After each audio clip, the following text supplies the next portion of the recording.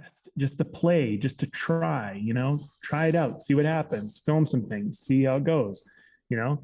And then you learn and you go, okay, well, I can't control this. I could control that. I could do this. I couldn't do that. Okay, well, how do I work with that? Then you're going to have questions. You're going to have things. Then you're going to come back. And if somebody has some experience, you're going to know what to ask them. But if you haven't done any of that stuff, you're not going to know what to ask them. You're going to be an inexperienced person. So all your plans are nonsense because you're planning in theory. And in theory and reality do not line up without experience. Experience is the glue that bonds theory and reality together. And without experience, those two things are very separate atmospheres that do not exist in the same realm.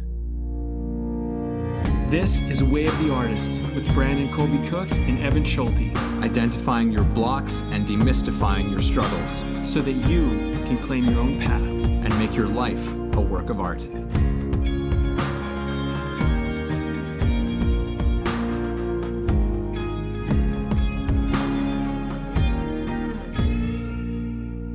Well, it took us a little while to get here, but here we are with You'll Find Your Way on the Way.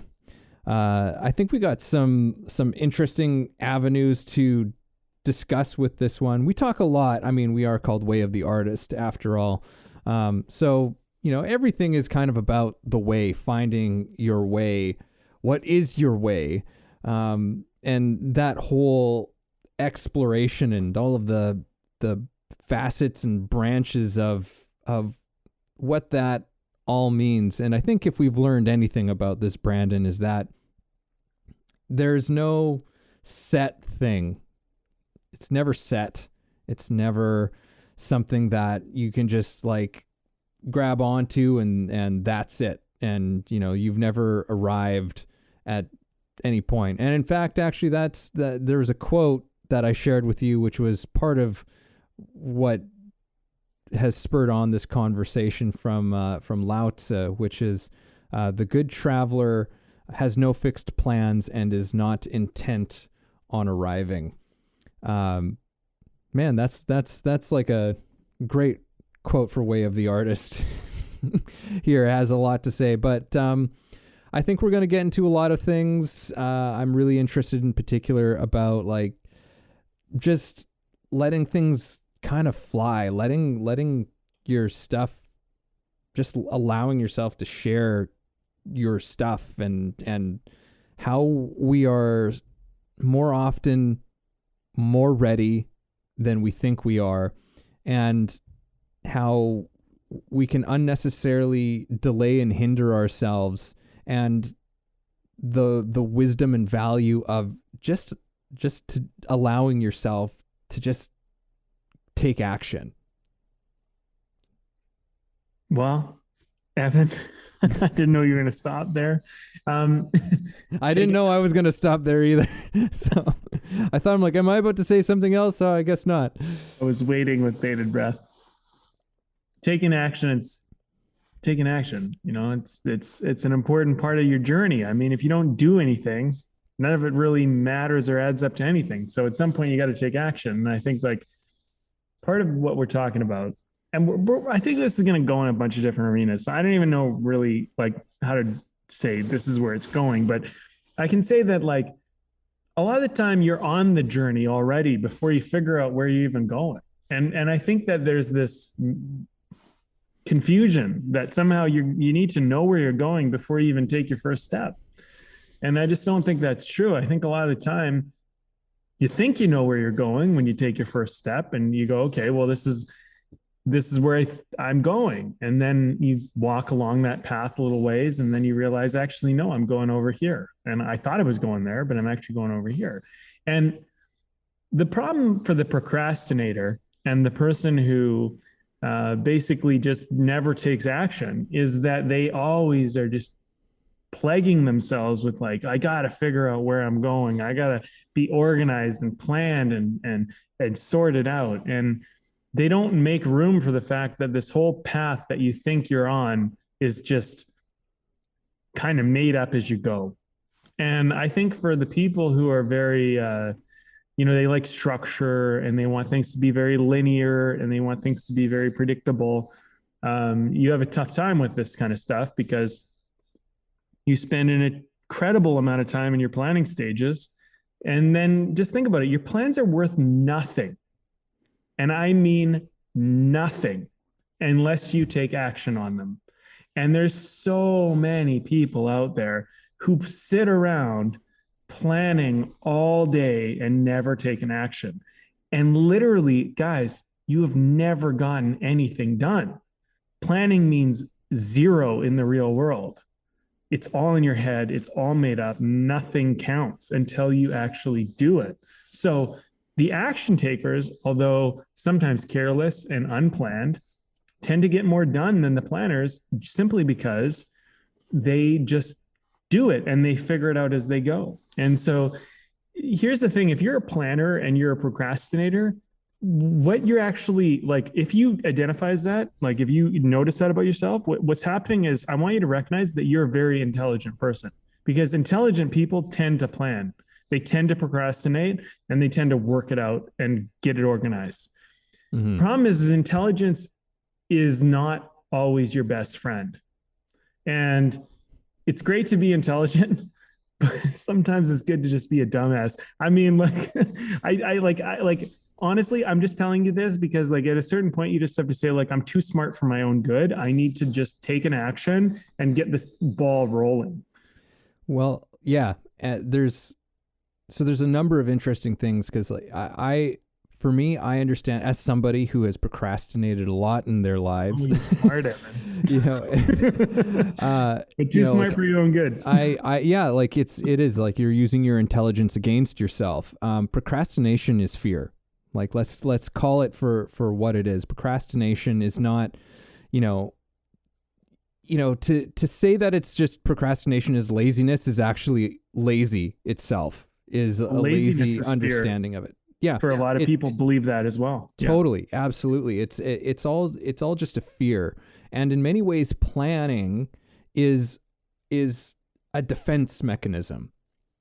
We're trying to defend and protect ourselves from something, which and look, planning has. I'm not saying that there's no sense in planning, but as you said, planning is absolutely useless if it's never ever turned into any kind of action, if it doesn't actually spur you into action. I think I've said this a few times in the last number of weeks, but I'm more and more convinced that the function of planning is just to get you out the door. Like that's it for me, at least. That's how planning functions best for me. But I know that I've used planning in the past to protect myself to a point of not actually getting my shit out there.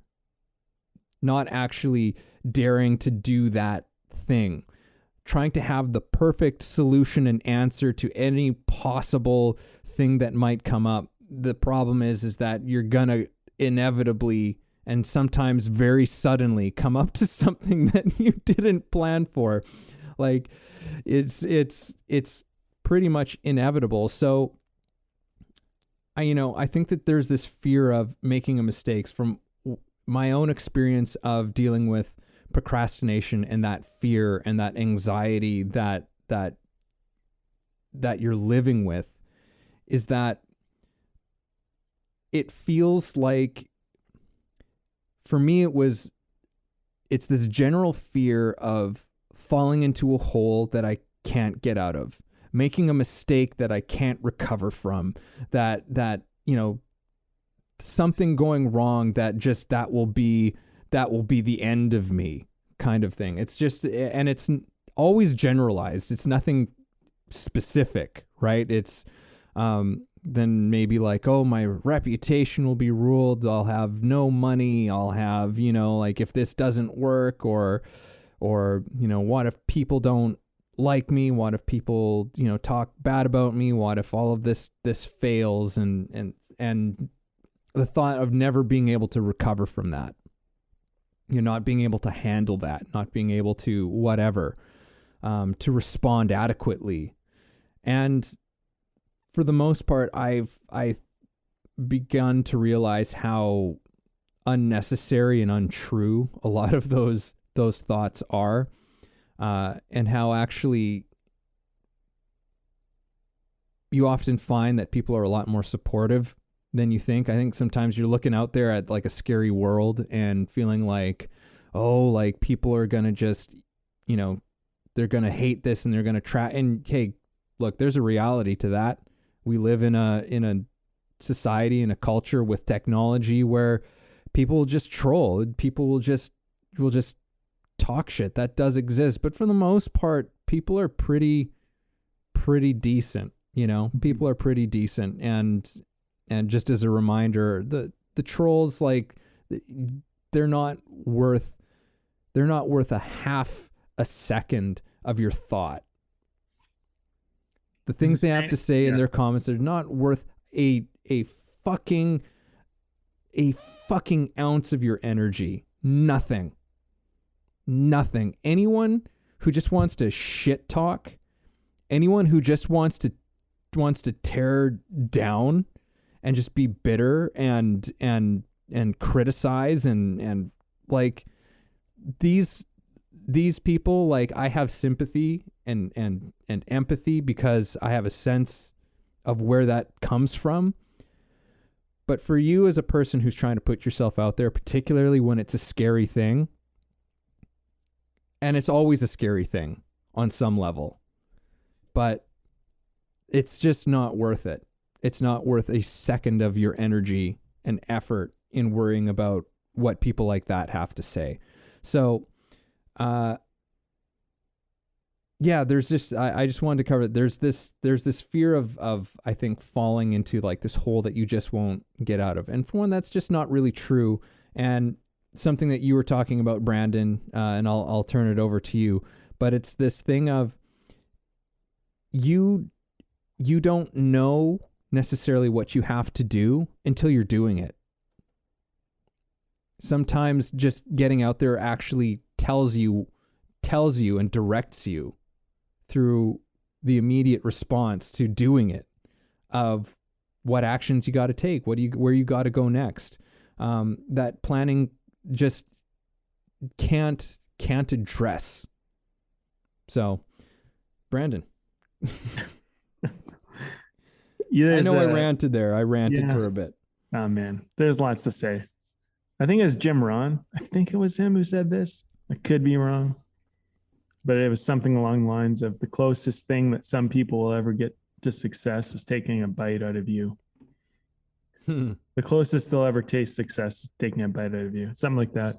I mean, like, look, if you're doing it, if you're in the arena, you're fighting the battle, you're winning. That is life, man. That's life. Life is not about always winning the fight. It's about being in the fucking fight. Be in the fight, man. Be in the fight. This is what we should celebrate. We should celebrate the person that shows up to the battle. You know, it's great to see the person win the battle, but the person who shows up to the battle, man, that is the battle most of the time. When you're in a fight, I've been in fights before. I've been in many. It's not something I like to do, but I had to be in fights. And there were certain fights that I had to be into where I had to show up. And I was the sure loser. I was the person that was not supposed to be there. But there's a certain point in your life where you've taken enough shit and you just say, you know what? Win or fucking lose, I'm going to show up. And what I found out is that my interpretation of myself was not as accurate as it was, because the fire in me to defend myself was so much stronger than the bully that thought they could threaten me. And even if they were bigger and stronger and they had more fight experience, there's fire in you when you show up. There's something about showing up that you go, it's just do or die, because I'm here now and I have to do it. It's my life. And your dreams are like that. You know, you think like maybe, you know, you're not ready, you don't have it together, you don't know enough, whatever. But the thing is like the things you want in life, there's so much more spirit in you than you realize is in you. And you're never going to find out what's inside of you until you're in the arena. And the only way you're ever going to enter the arena of life is by entering it and doing it and stepping into it. And it's frightening. And look, don't get me wrong, but these trolls and these cowards, because that's what they are, they've never walked in the arena, because nobody who's ever been in the arena ever trolls anybody. I can tell you that, because the thing is that all the people that are really doing the shit that you want to do, we don't troll each other because we're in it and we know what it's like. It's fucking brutal at times. And you don't troll each other because you know that it's brutal enough just being in there at times. We know how hard it is. And I include myself in that arena because I make an effort as much as I possibly fucking can to step into the arena of life. Whether that means asking out the girl I like, making the movie I want to make, doing the thing I want to do, going to the meeting that I don't think I'm ready for. You walk into it and you do your best. And then you find out, you learn, you're going to make mistakes. And yeah, you know, are there going to be losers out there that point out the mistakes that you made? Sure there are. But those losers are not making those mistakes, so they can go fuck themselves as far as I'm concerned. And look, yes, I'm being a little bit brash here, but I'm fighting for the dreamer. I'm not fighting for the fucking coward. I'm fighting for the courageous one, which is you on the other end of this, listening to this podcast. In my opinion, you're the courageous one, because only the coward would ever knock what I just said. The courageous person would go, fucking bravo, Brandon. Yes, I get it. That makes sense to me. Dare I go into my life and take a bold step towards the arena of whatever my dreams are? You know, it sounds very poetic, but honestly, like, that's just me saying the truth. Go out there, step into it. You're going to find out how to fight by being in the fight. You know what I mean? And look, sometimes you got to get beat up. It's just part of life. Just take your hits, move on, learn, grow, advance. You know, you'll learn. Sometimes you got to get beat up to know what you need to learn. It's just, but you'll survive. Most of this shit, you'll survive. That's the most important thing to remember. You know, it's just a knock. It's just a bruise. It's not that big of a deal. Yeah. Yeah, no, it usually isn't. And, yeah, even in my own experience, I've noticed that the mistakes I've made, sometimes I go, oh shit, I could have done, but normally it's just like, oh, I could have done that better. Yeah. You know, and great. Learn how to do that better. There's never been anything that's unrecoverable from, because normally I find that the mistakes that you have are never more than you can handle. You know, they kind of come at you in like little bits and pieces, and it's a gradual, steady, progressive kind of a movement, right? But yeah, there's something to this whole thing that really I connect with, and for me is something that I wish that I had learned when I was younger, but really learning that I was more ready than I thought for so many different things. You know, this feeling of like, I'm not ready. You know, there's so many people who are just smarter and better and da-da-da-da-da-da-da-da. You know, like, you can make up all kinds of excuses. And for one, not only are other people not necessarily, you know, better or smarter than you are, it's just, as we've been saying, it's usually just people who have dared to step into the arena, the people who have dared to actually start putting a foot into it, you know, and yeah, maybe you take a few shots, but like, it's never more than you can handle. And you grow and you grow and you grow and you grow and that's how you become, you know, we were talking a bit before we started recording, like, about authority, and neither of us are are particularly keen on the idea of authority. But in some ways, that's how you start to become something that we might call an authority, is by going out there and you do it. That's how any real authority has come to do it. Real authority, but that's a whole other conversation. I actually don't want to get into that. So I'm going to just back away slowly from that conversation for a second.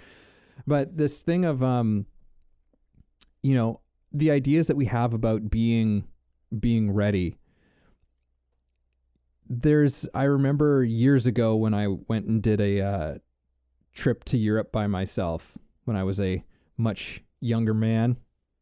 Well, I guess not much younger, but you know, I was a young man going to Europe by myself, and I had some stuff, you know, because like I had places that I was planning to go and see and whatever. I had some things, but most of the trip, just as a sidebar, was stuff that I never expected to happen. I knew kind of where I was going to be, but I didn't know what was going to happen when I was there necessarily. Almost 95% of the time. And getting ready for it, one of the pieces of advice that continually kept up was pack your bag. And once you've packed your bag, take out half of everything that's in there. Take out half. I actually didn't really follow that advice. I maybe took a few things out. And in retrospect, I was like, I wish I didn't pack as much shit as I packed. I think I actually ended up leaving some things behind because I was just like, oh, I bought stuff. I have things that I'm taking with me now. And now I've got to haul all this shit with me. So there's like, to me, it's an apt metaphor in terms of this whole thing with readiness. There's the stuff that you pack because you think that you need it, but it actually is going to just hinder you and slow you down in the long run, because you're going to find out what you actually need and what you actually want. And there's going to be things that you're going to want to take on. There's going to be things that you're just like, oh, you know what? I want to buy these clothes. I want to buy this souvenir. I didn't know I was going to want it, but that's actually what I want. That's the direction to take now. So I need to take that on. And it means that something else has to go. Some part of the plan, some part of the preparation has to be let go of. Right? So I think that we get hung up in this thing of like, I'm not ready. And I just want to encourage people. It's like, you are probably totally ready. You're at least more ready than you think. And maybe you're not entirely ready for the big vision that you have in your mind, the big vision that you have in your heart, but you're ready for a piece of it. You're ready for some piece of it, enough that there's something that you can do to put your foot into the arena, to borrow from your metaphor again, Brandon. I think one of the big things is to remember it's not going to go perfect. You know, like get that right out of your head. And only trolls think that everything should go perfect. People who are in the arena, you know, you get cut, you know, you get nicked, you get bumped, you trip, you stumble, things happen, you know, it's not perfect. And this whole pursuit of perfection is just, it's crazy talk, guys. It's crazy talk, you know, like just do your best. And look, not all of us start from the same place. So don't compare yourself to other people either. I mean, some people, you know, they start at a different place than you do. They're not going to make the same mistakes you make. You might be making mistakes that seem obvious later after you've made them, but like, you don't know. Like you can make excuses in life, or you can just make reasons to do things. And excuses, like if you want your whole life to be an excuse, then sit around all day planning and prepping and trying to be perfect and procrastinating and doing all those P words that I just threw out there. But you can go do that, and you can just, like, you know, you can let your life pass you by, and then you know what? Maybe one day, maybe you'll take an attempt, and you know what you'll find out anyway? You didn't plan well enough. You weren't prepared enough. You know, you did it too soon. You didn't procrastinate long enough. It's all going to be a fucking mess, and you're going to be in a mess regardless. So why not just get into the mess now? Because that's what you actually want to do. And the other alternative is, if there's something you really want to do, we have a weird way of talking ourselves out of it as time goes on. It's not like preparation and planning actually makes you more invested in it. Actually, in a weird way, it actually makes you less invested in it. It's usually the person that does it on a whim, that flies by the seat of their pants, that actually is more invested than the person who has done all the planning, all the preparation, all the schoolwork, all the blah, blah, blah, blah, blah to try and get ready. It's usually the person that just went in and did it. And so, like, your whole life can just pass you by trying to plan for it. And I'm going to tell you one thing. I mean, it sounds so obvious, but you're alive right now. And I can tell you from personal experience that tomorrow is not guaranteed.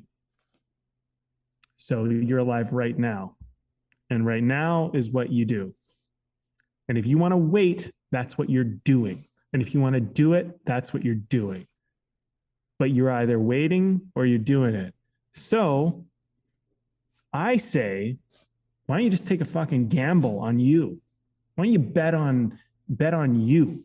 You know, stop gambling on preparation. Stop gambling on preparation. Stop gambling on procrastination and perfection. Stop gambling on that shit. Why don't you gamble on you?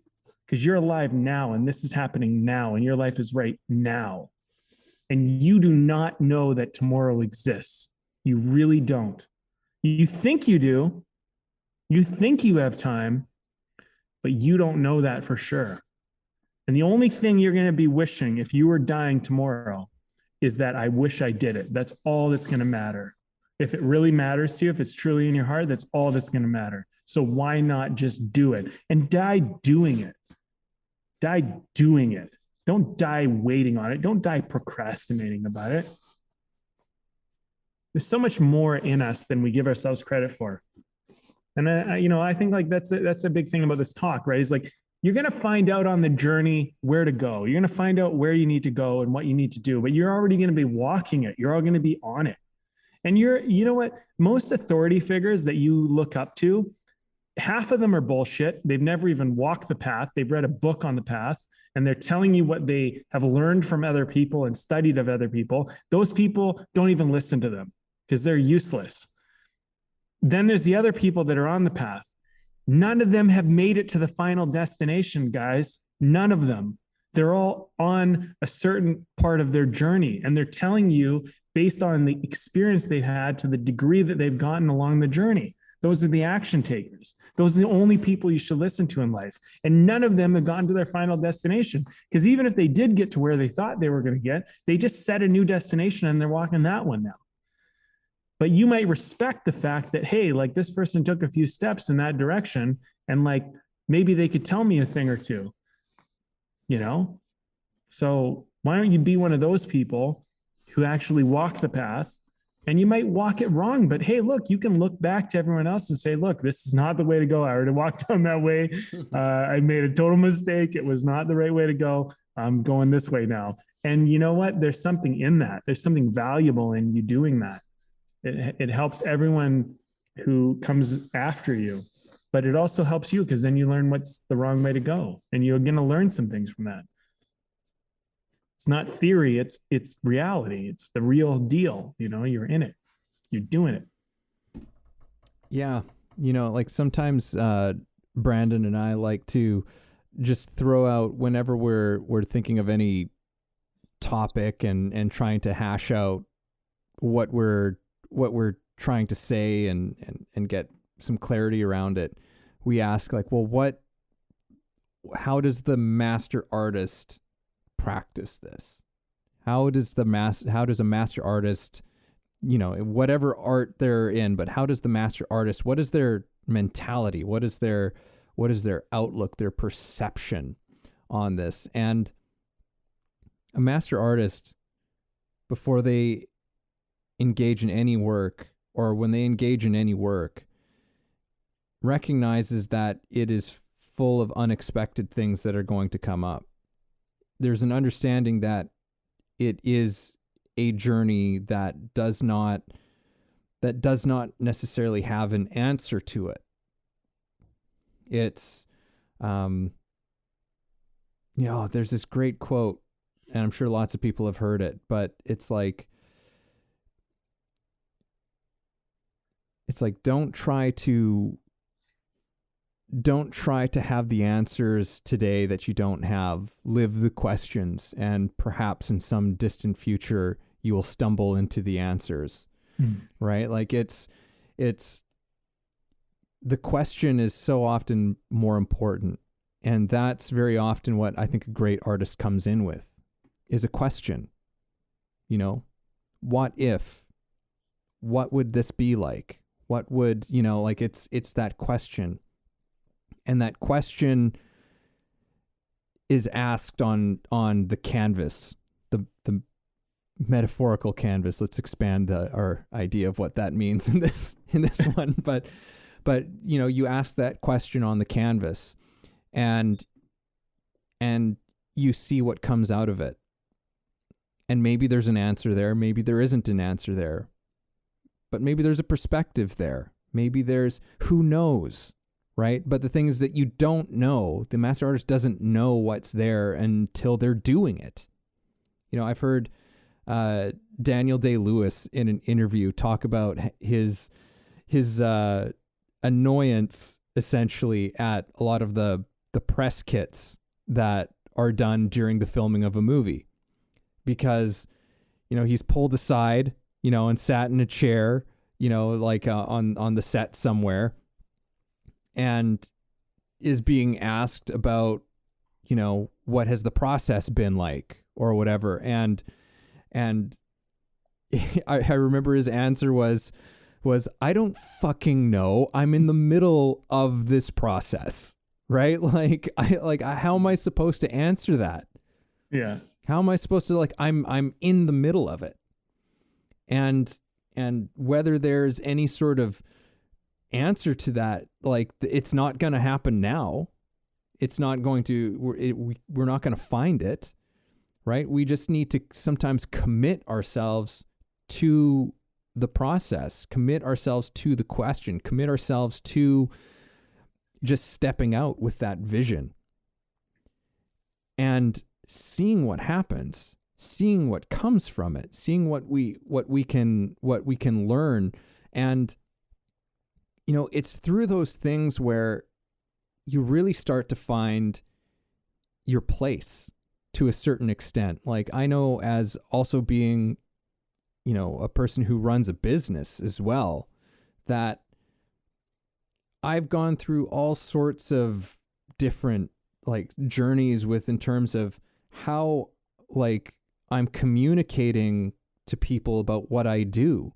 And to a large degree, it's because it's only through doing it. It's only been through teaching, as well as, you know, running different aspects of the business, that I've come to understand more clearly what it is that I'm actually doing. And not just what I'm doing, but what I'm actually passionate about doing. But I've only started to figure that out through that process of starting. It's like, okay, well, this is what I think this is about. This is what I think I'm doing. Right? And that's the closest thing that I have right now at this moment. And you go with it, and there's nothing wrong with it. But then you go about for a little while and you start to go, oh, shit, this is actually more of what I'm doing. So now I can communicate that, right? I can communicate that. And then and it's continued to evolve, and I'm sure it's going to continue, you know, forever and ever and ever. You know, where there's just, you commit to just being more truthful to yourself.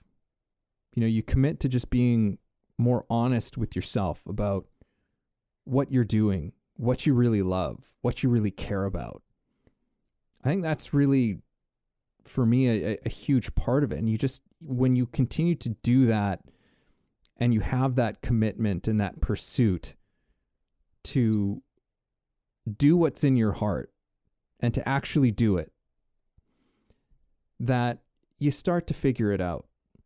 You know, like, it's, I think we've said before that, you know, you lead with your heart and your head will pick it up. You know, your heart, like your head will pick up the pieces, you know, but you lead with the heart, because, like, your brain will catch up.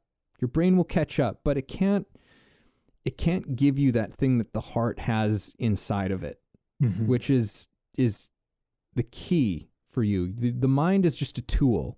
It's a tool for that inner part of yourself to work with, right? To actually kind of turn things and work with things and shape things. And that's all great. That's all wonderful, but it's not the leader in this arrangement. It shouldn't be the leader in this whole arrangement. I know I've been talking a bit. There was one last thing that I had wanted to say. Yes, it's that I want to reiterate that commitment to expressing that thing that's in your heart, which is a passion, but is often a question about something. And you take action on that, and you express it, and you bring it out. And you will start to figure things out, and then you're not living by some fixed plan. The plan can change at any moment, and the plan can change at any moment intelligently. It doesn't mean that anything is a failure. It actually means it's a success, right? When you're responding to your life and to your passion in that way, that's operating in the world with real intelligence. Mm-hmm. Hey everybody, this is Evan, and this episode is brought to you by my book. Yes, I recently released a book called The Actor's Awakening, Connecting Spirituality to Craft. Expand yourself as an actor and your craft through a spiritual perspective. Take a journey that will explore universal philosophies and insights to help you understand human nature in a profound way, and develop practices to take your work to another level. Again, that's The Actor's Awakening, Connecting Spirituality to Craft, available on Kindle and paperback on Amazon. And as always, if you like the show, please subscribe. I find often you get to a certain point on your path of actually taking action, and then new things are revealed to you. And so then with those new things that are revealed, you make different decisions than you would have initially. But it took you to getting to that point before you could realize something. And so the whole game of theorizing and planning, to me, is like, it's first of all, this is my opinion. And look, it might not be fact, but like, in my opinion, most people who plan and theorize are full of shit if they don't have any experience. Because the only reason why theory and planning actually works is because you have experience to base it upon, to have a reference point of. If you have no experience, theory and planning are useless to you. Like literally useless. They're so useless. It's profound. Yes, there's probably some realm of planning that works, some realm of theory that helps, but like mostly they're garbage. Like let's take it into filmmaking, because that's my like main thing. But like, until you've made a film, you know jack, in my opinion. You know jack shit. And I'm not even gonna pull a punch on that. You know jack shit until you've pointed a camera and called action and watched your actors act. And you've done something and you've been on set and you know what that's like. You know jack fucking shit. And I'll say that to fucking anybody, because it's the it's the being in it, it's the trying it, that you start to realize, holy shit, I can't just tell an actor like cry and they're gonna cry. Like a lot of directors who are coming to film school, they think, oh, like you need to cry, you need to be that's terrible fucking direction, because you don't understand acting, you don't understand the process, you don't understand how this works, you don't understand you're dealing with a human being, that you don't just get to say, push a button and say, do this for me. Maybe if you're working in animation, maybe you can get away with some of that, but there's going to be other problems, I guarantee it. So until you've made an animation film, you probably don't know jack shit either. You got to go do it. You got to go make it. You got to go try it. You know, you got to go fumble around. You got to go bumble around. You got to go do some things, see what happens. And then through that, you're going to find out what doesn't work mostly. And maybe some things will work, and like, congratulations, you know, because like sometimes they do work and sometimes it's just pure like your vision and your whatever. You stumble across some things that just happen and they're great. But mostly you're going to find out a lot of things that didn't work, because that film, whatever film you make the first time, is going to be the worst film you probably ever make in your entire life, unless you start mailing it in and trying to do something for reasons that are outside of, authentic reasons. But let's say you're doing it authentically. The first film you make is going to be your worst film, and you're going to make a bunch of mistakes. So you might as well learn by doing something that is like just a test, just a play, just to try, try it out, see what happens, film some things, see how it goes, and then you learn and you go, okay, well, I can't control this. I could control that. I could do this. I couldn't do that. Okay, well, how do I work with that? Then you're going to have questions. You're going to have things. Then you're going to come back. And if somebody has some experience, you're going to know what to ask them. But if you haven't done any of that stuff, you're not going to know what to ask them. You're going to be an inexperienced person. So all your plans are nonsense, because you're planning in theory. And in theory and reality do not line up without experience. Experience is the glue that bonds theory and reality together. And without experience, those two things are very separate atmospheres that do not exist in the same realm most often. So most look at great filmmakers. They generally were playing around with their cameras and trying different things. And then they started to figure out what worked. And then that's what you know them for, because through their experience, they figured out how to match theory with practicality. They put it together and they started to figure out, okay, what can I actually do here? It's probably the same for painting and music and acting and everything. I mean, I have some experience in those mediums, but like, I'm not going to like step into that and just say like, this is how it is, but it probably is pretty much the same. If you haven't picked up a paintbrush and you have a theory about what you want to paint and you've never painted anything, you probably don't understand how paint actually works. You don't understand how it hits the canvas. You don't understand how it spills. You don't understand how putting too much weight on something probably causes something. You know what I mean? You don't have that experience. So do it. How many times do I have to say this I'm not saying this because like you guys aren't doing it, but like something I learned from some of my mentors is they kind of go, look, I'm kicking your ass right now. This is what they say. I'm kicking your ass right now, but I'm not doing it to be mean. I'm just kicking your ass because it's like, it helps you to like, to do it. And so I always appreciate that. So like, yeah, like I get it. Like I would do it if I knew better, but you're kicking my ass as though I'm not doing because I don't know better. But it's like you got to do it. Basically, if I'm thinking of a certain particular mentor, they would probably say, look, I'm kicking your ass right now. Stop talking about it, start doing it. You know what I mean? Because this is like what you're talking about. Until you've done it, like we can't talk about anything because you're in la la land. Yeah, there's a kind of intelligence. There's a kind of intelligence that that is in operation, or that doesn't come into operation until you've started doing something. Like I'm sure every human being can relate to this, where you're learning about how to do something, doing anything, something mundane. Like, yeah, you're learning how to, how to just paint, like just paint your house, like painting a room or something. And someone will say like, oh, watch out. Like if you get too much paint on the brush, it'll start to run. And it's like, oh, okay. So you bank that, but you don't actually really know what too much is. You don't know what that actually looks like. You don't really know what that feels like, but you know it just as an idea.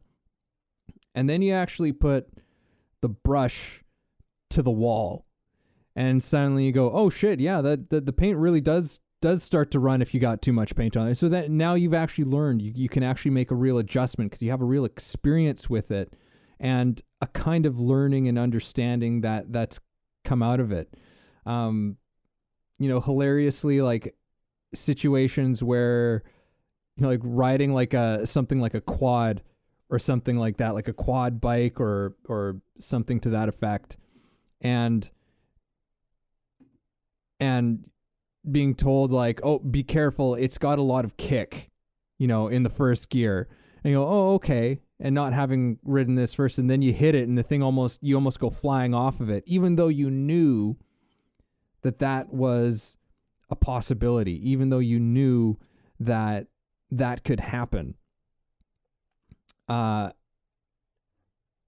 Because you don't know how to necessarily hold your body. You don't know how to, like how you need to prepare yourself on the machine or whatever before you hit the gas, and you don't know at what point that you're pulling on the throttle or pushing on the throttle that it really starts to kick in. Like it's all just theory until you've done it, right? And sometimes you get thrown from the bike on your first time around, right? Like that's why sometimes you wear a helmet, right? There's the things that you can control, there's the things that you can do that are wise, but then there's other things that just, like, you just don't know. And we have to get used to accepting some of this stuff. I think that we spend way too much time trying to prevent and avoid being uncomfortable or having to, like, get our hands a little bit dirty or our knees a little bit scraped up. There's nothing wrong with that. I was just watching a video from Big Think the other day about, like, anti-fragility. How we need to become anti-fragile. Yeah. Like there's this kind of pressure that we actually thrive in. There's this pressure that actually helps us to grow. And so having a positive relationship with some of those things of pressure. And when you start taking action, you give yourself a certain kind of pressure that you can actually begin to grow from. When you're stuck in the planning / procrastinating stage, there is a pressure that builds, but it's not one that gives you that is as teaching. Like, it can teach you, but it really only teaches you after you start to take action. As I've learned in my case, where it's just like, oh shit, yeah, that was a waste of time. I didn't need to spend all this time worrying about being ready for this or whether this was okay. I just needed to actually get out there and start doing it. And now I'm getting the pressure that I need, the pressure that I actually need, as opposed to the pressure of I haven't started yet. Like, I haven't taken that step out there. That's, to me, I've learned, is the worst pressure now. It is the worst pressure. The worst, yeah. It's like the pressure of having not started something that you've been, like, working on or putting off or whatever it is. That pressure is so fear-inducing, so anxiety-inducing, so, like, just it's so crippling. That kind of pressure. So it's much worse than the pressure you face from, like, okay, I'm taking action, and now there's things happening, because it's like suddenly there's changes that are going on and there's things to respond to, and you go, oh, okay.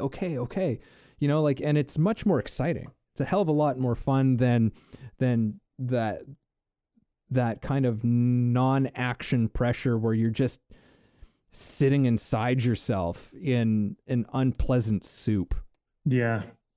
Well, the other thing too is, I mean, you might have kind of commented on this or at least alluded to it, which is like, the more you prepare and plan, the more pressure you build up in trying to get it right, which is a part of the problem too. I mean, like, you spent all this time on planning and prepping, and now if it goes wrong, now it's all the more devastating. Whereas if you just went and did it, you didn't plan or prep, so, like, you don't have so much pressure on yourself. You make a mistake, you're like, well, I just started, so, like, who cares, But if you spend all this time doing theory and planning and prepping and all that stuff, you end up building it up into something that it really isn't. You make it into, and somehow I think also you build yourself up into some person who's supposed to be able to perform in a certain way that you're just, like, you're not going to be capable of until you actually physically do it.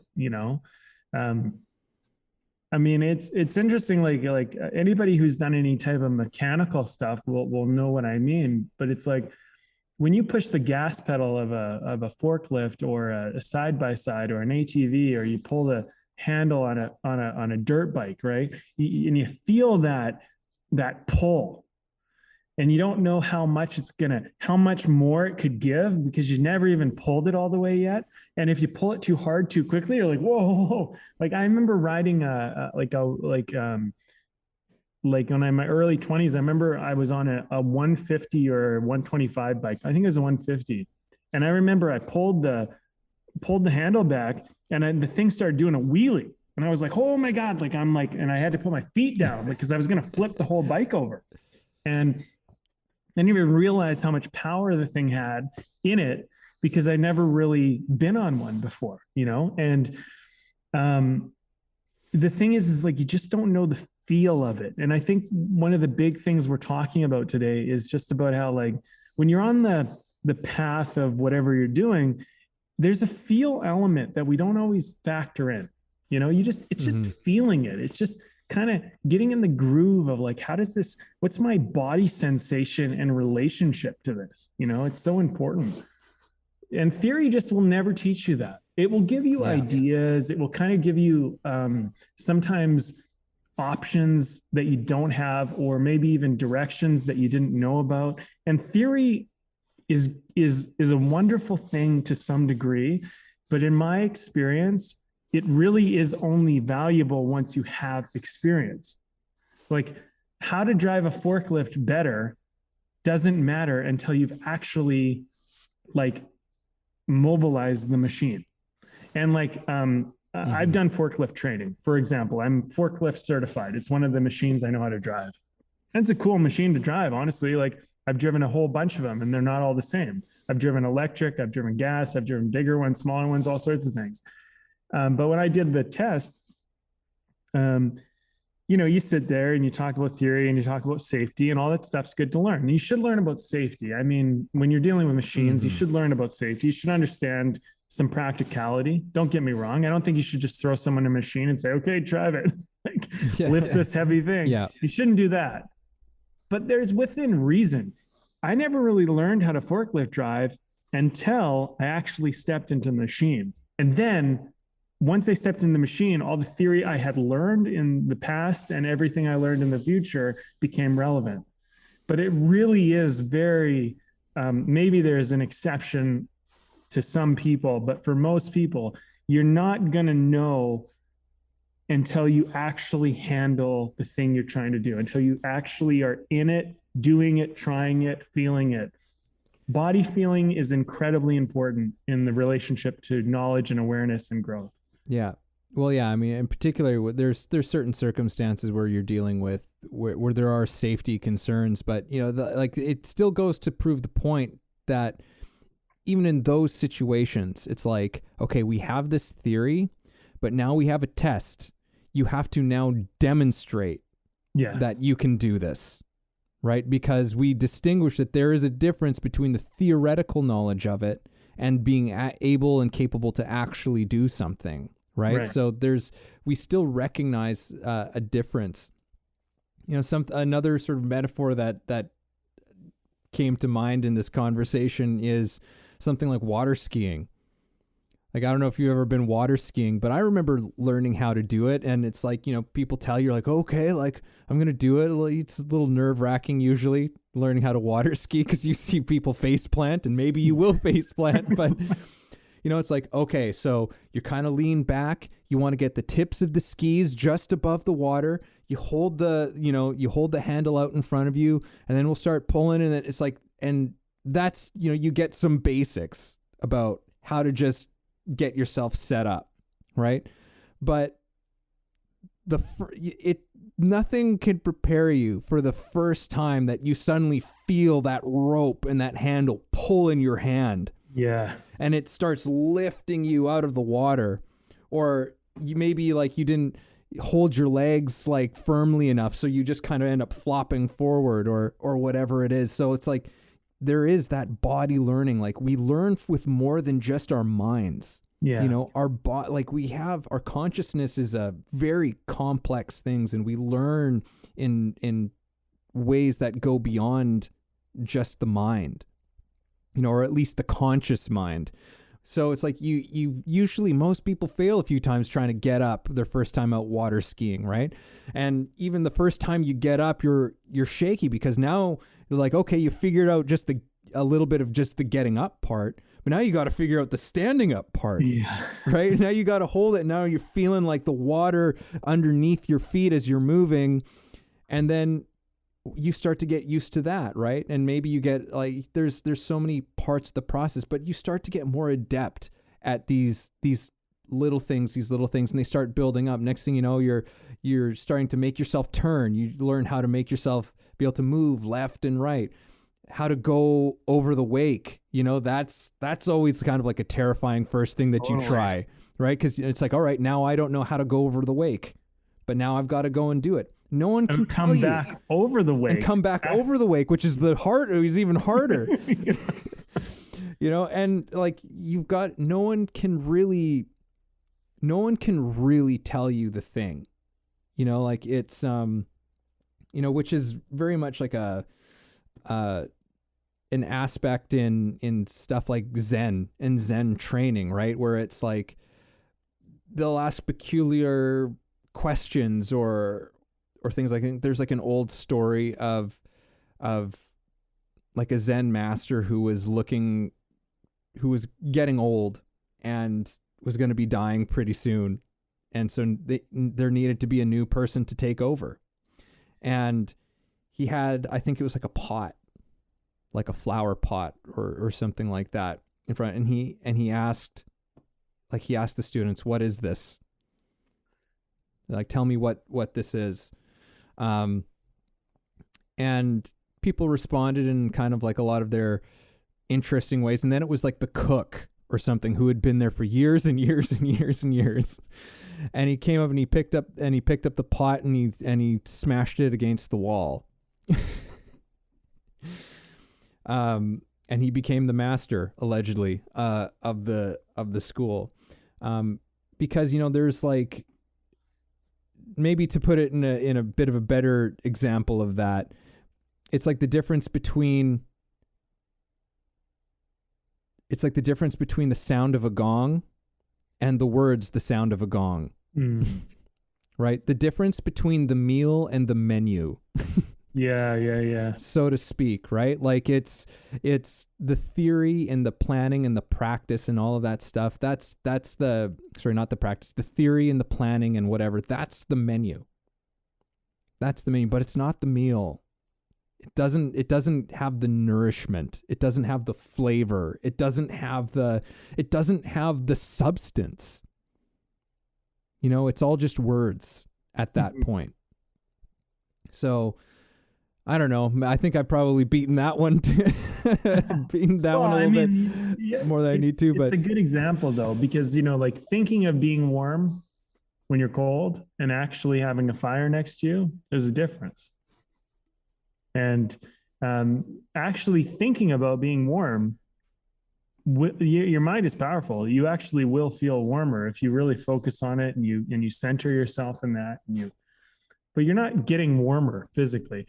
There's something about the physical part of our world that really matters. And you know what I'm thinking, actually, as we've been talking about this conversation, I mean, it's pretty obvious if you really just stop and put it together, but it's where does the rubber meet the road? And which is a saying of like, you have this very fancy sports car, but if you have really crappy tires on your sports car, I mean, how well is it going to hold to the road?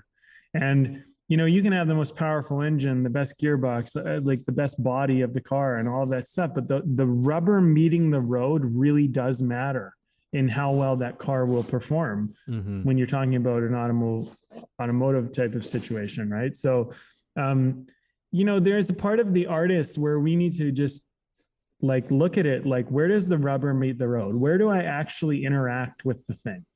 And my general kind of advice is really just kind of going along the lines of like, look, like try to get the rubber to meet the road as soon as possible, because then once you have that feel you're going to know what you can do with your engine, with your body style, with all these other things. Because like, it's just a waste for you to be the super intelligent, capable, skilled, trained person that can't even interact with the real thing. I mean, all your training is for nothing at that point.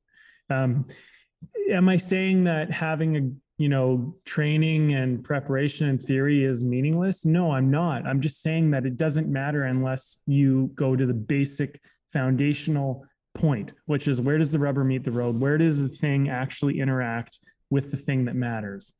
Because like, if you think about a car, right, or a vehicle of any sort, but let's just talk about a sports car trying to go around a racetrack. You don't think about it, but the tires and the road are the two most important things of the entire experience. The power of the engine, the body of the car, and all the cool things that it can make the tires do on the road, they're very relevant and they do matter. But they're nothing without the tires, because without the tires, the most powerful engine is really nothing. Yeah. And so if you think of yourself as an artist and like a sports car, there's a very just basic part of you.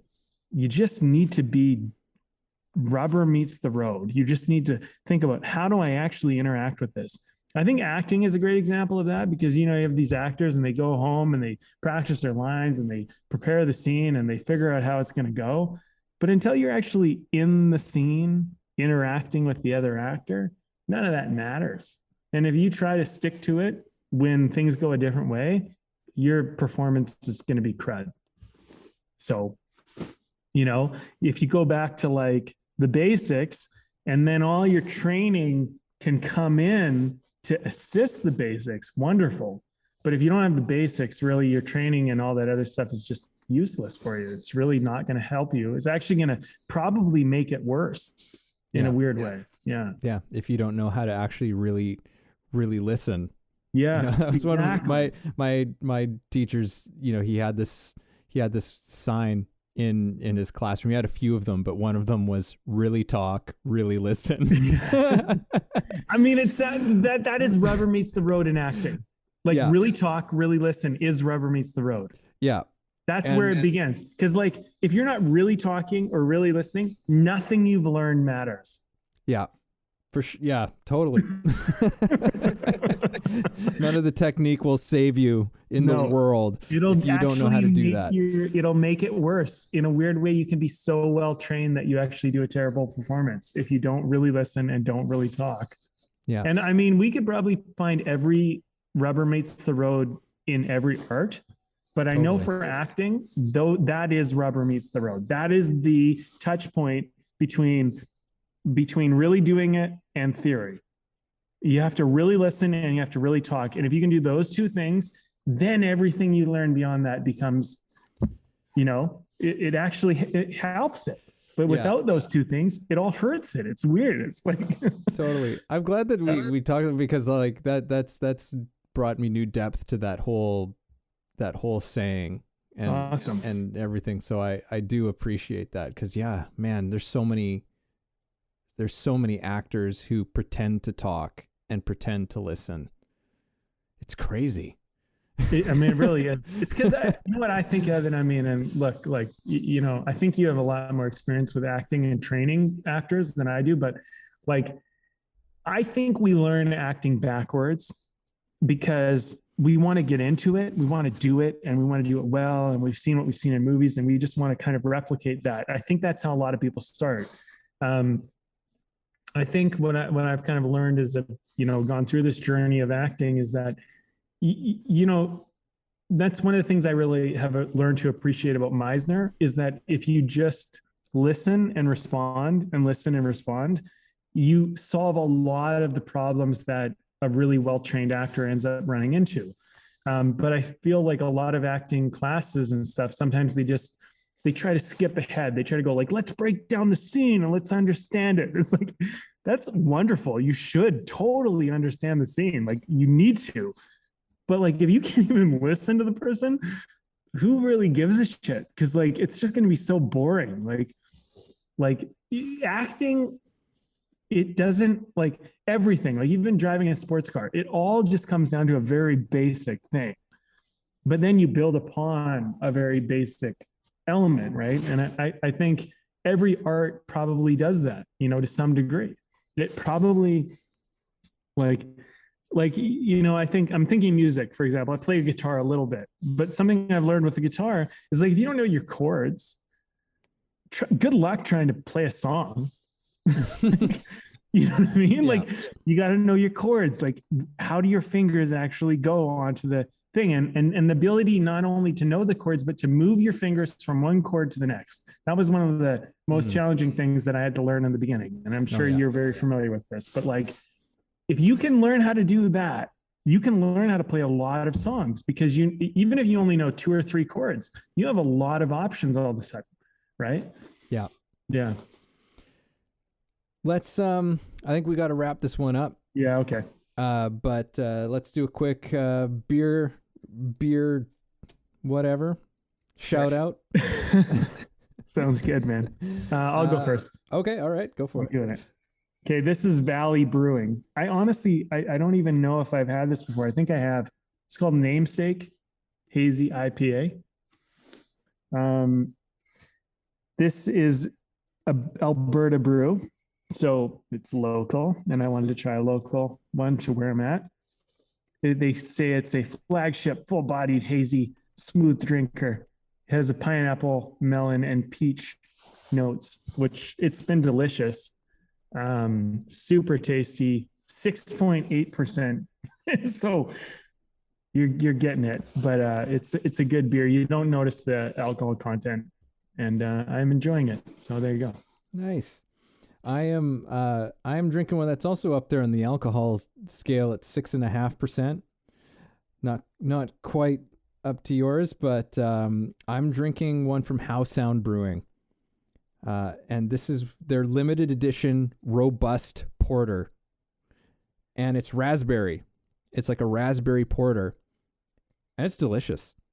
Yeah, you seem like you liked it when you took your first sip. Yeah, no, I've really been enjoying it. Like it's a porter, so like for me it's still like it's a sipping beer, but it's got such a nice balance. Like the raspberry is there and it adds a nice like thing to it, but it's not all fruit. You still got like a nice sort of porter, like a good solid porter that's in the background there too with it. It all comes together really nicely and really well balanced. So I'm very happy with how this one has gone. Nice. All right. Well, final thoughts? You have any? Yeah, I mean, I guess this is that time. This is that time to try and share some of those, right? Yeah, I think that yeah, like just go. Like one of the things we had talked about, maybe calling this show, you know, get your shit out there, put your shit out there. Like just do it. Like you're ready enough for some step of this, and you're going to learn. You know, you're going to get yourself in the water, and you're going to pull that boat's going to pull you up, and you're going to, you know, maybe fall down a few times, but you're going to get yourself up there in no time at all. Like that's the thing. It's like it's not going to take you as long as you think to be seeing some progress, to seeing things happening. You know, but you've got to take that step. And the sooner you can do it, the better. The sooner you actually get that learning that is going to be the most functional and usable and help you to really understand what it is that you're doing. So just do it. Just do it. You're ready. You're ready enough. Right on. Well, you know, I think there's room for improvement, and I think that you don't have to look at it like you don't have to be the best you'll ever be to begin. You know, you'll get better, but like just you got to start doing it so that you can actually start figuring it out. And like I think part of the problem is like a lot of people, they're scared that if they don't start and they're not the best or they're not awesome at it, that somehow that's like, a mistake or whatever. Like you're going to learn through feeling and you're going to be better as you go along. Like you don't have to put yourself into, like if it was a fighting situation, like say you're a competitive fighter, you don't have to put yourself into a competition fight, but you need to spar. You need to try sparring. You need, like working your techniques and working all that stuff's going to be great. But like until you spar, you're not going to know how your techniques actually play into a sparring match. So get yourself some of that grassroots, rubber meets the road, practical experience so you can work and build from that. Because until you have that, I just don't think that a lot of your theory and your practical understanding is really going to be all that valuable to you. One of the things that I try to do in my courses is I get people creating right away. I get them doing stuff right away. And part of the reason is because once you start doing it, you're going to start seeing what you actually need to do. You're going to understand what we're talking about, because I talk about this in the podcast sometimes, how I don't really teach theory, but I do teach theory, but I only teach theory once you've actually done something, because I've structured it that way. And I've reevaluated what I teach. And I was like, oh, I guess there is theory here, but the theory comes after you've done it. And the reason why I do that is because once you've done it, you have that practical real world experience on how to work with theory and you understand why it works.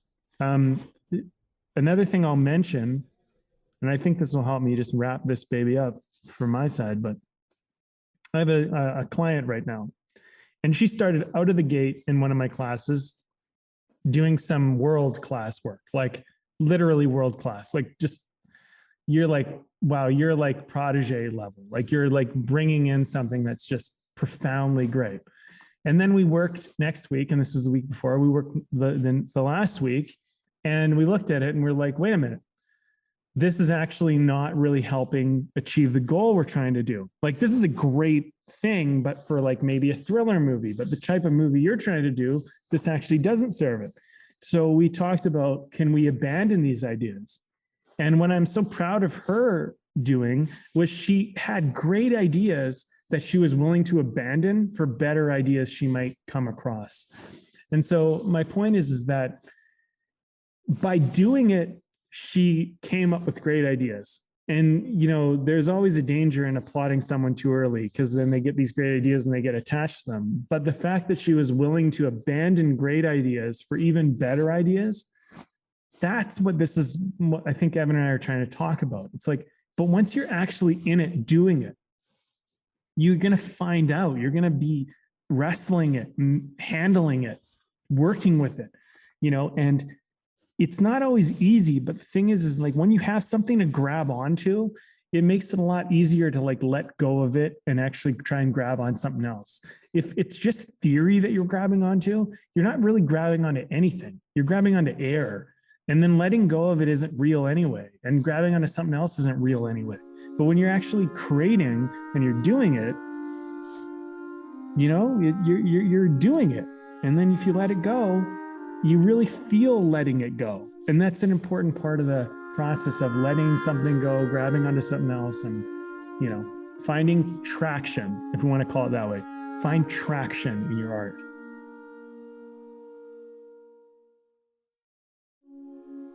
Thank you for listening in on our conversation today.